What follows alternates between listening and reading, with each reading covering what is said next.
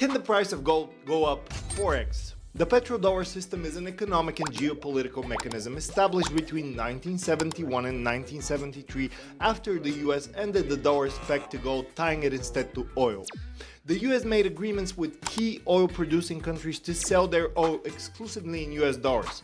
In return, the US provided military protection and other benefits. As oil is a major global commodity, countries worldwide need to hold dollars to purchase it, increasing demand for the US currency and establishing it as the primary global reserve currency.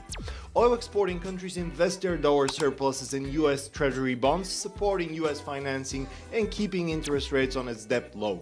The petrodollar system has reinforced US economic and military hegemony by tying global energy trade to the US dollar. Over the past 100 years, the gold to oil ratio has been relatively stable, rarely exceeding 30x, meaning 30 barrels of oil per troy ounce of gold. Given the vast amount of oil used since then compared to the limited supply of physical gold, the ratio should have risen to levels between 200 and 400 barrels per ounce of gold. Instead, the ratio has been artificially kept low, typically between 15x and 25x, rarely exceeding 30x, through the use of unallocated gold derivatives, also known as paper gold.